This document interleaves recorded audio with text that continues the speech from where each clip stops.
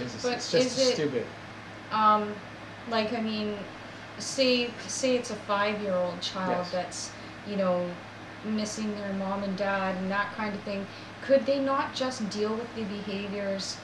You know, I mean, obviously they're not going to be able to help that child overcome the grief and the anxiety that they feel, but could they not just use, you know, other methods to deal with the child's behavior and emotional trauma? Okay, let me take you back a little bit. When you say, when you want to deal with their behavior, who are they? Who are you talking about? Well, let's just say that, you know, because we don't have the ability to take these children out of care and put them back in their home where they belong, and they start acting out, or they start having nightmares and night terrors, or crying in school and running away, you know, all this stuff that may occur. When they start doing that, could could social services, you know, provide the foster home with different ways to deal with those behaviors instead of drugging the child using, you know, I'm not saying use behavioral modification, but using other ways to deal with the trauma instead of drugging them? Is that possible? No, because you're dealing with a bunch of incompetent people. Okay. They're being guided by doctors who are arrogant enough to think that they, just by looking at the child for half an hour, they'll know what he needs. And usually it's in the form of a pill. I'm here to tell you that dealing with the symptoms is not appropriate. It's not the right thing to do. It's not even the scientific way of doing things in dealing with the child. When you want to solve a problem, you ask the child, what is your problem? What do you want? And when the child responds by saying, I want to go home, then what? There's no answer, because the ministry is missing on 3 key questions. There has to be 3 key questions that have to be asked from the children. What do you want? And the child will say whatever. How do you think you can do that? And the child will say whatever. And then the social service would have the responsibility and the obligation to say, how do I help you? And they will not do that because they're not qualified to do it.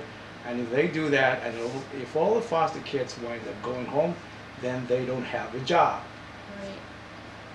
So the point is that there are a number of coinciding points here.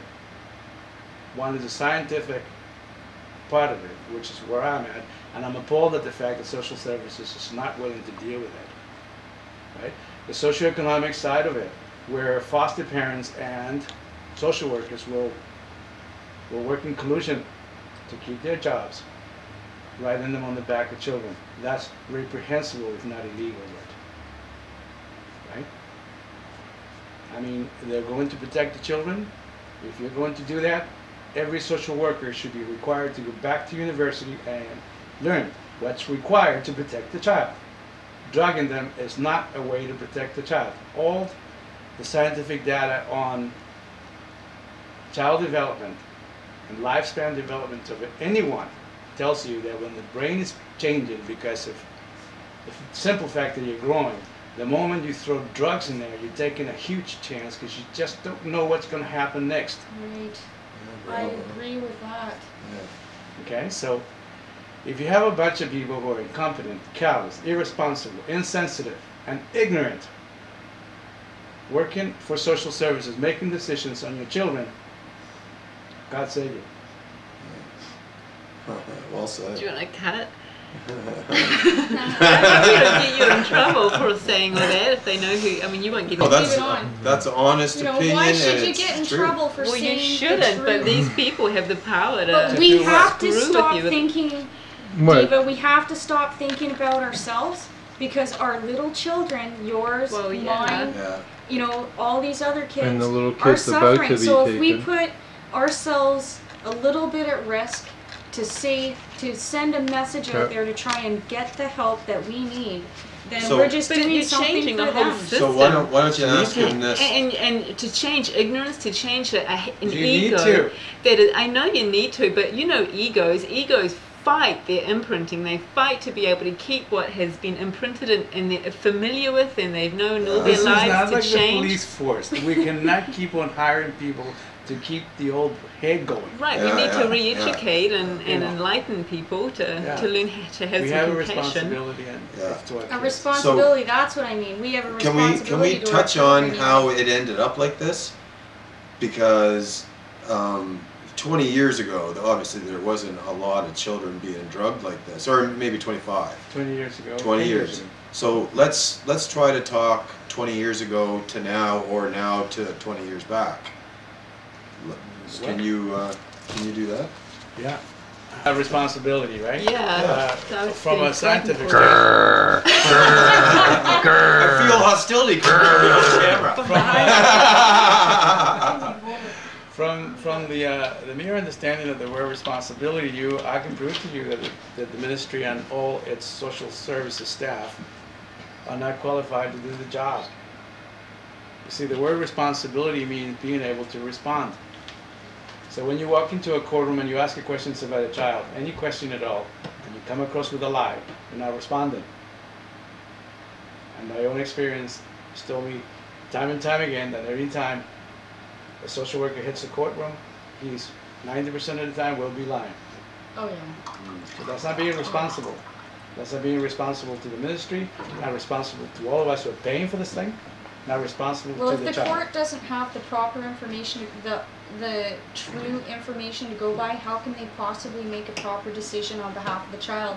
And that's why I can't believe that, the ministry's own lawyers, which are supposed to be acting on, the best interests of our children, can go into the courtroom and tell flat out lies, and then know that that's going to affect the child. But what are you talking about? Why would the ministry workers, who are representatives of the government and have the children's best interests at heart, why would they lie? Well, at first I wasn't sure. I couldn't figure out why. I thought they just had inaccurate information in my own case until I started noticing them doing it in other people's cases. And I've talked to so many people. I've heard a lot of stories, and a lot of people have said that they felt that the social workers twisted what they said. I hear that word a lot. Twisted what they said, or they, Twisted the truth.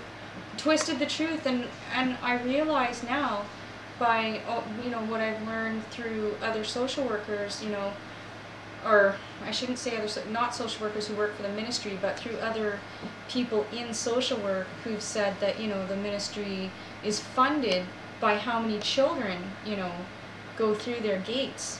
So, they have every reason to be dishonest in the courtroom if it's making money for them. And also the lawyers that are working for the ministry, they're not government lawyers.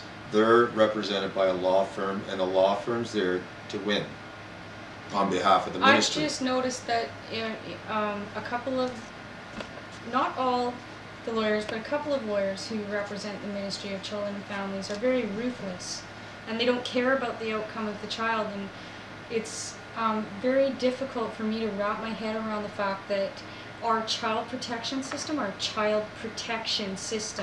doesn't care about the outcome of our children, and we're paying for that. It's our tax money that's paying for us to screw up our own children. And, to put a stop to that, we have to go to great lengths. And other people think that we're crazy, or that, because they don't understand how awry the child protection system has gone,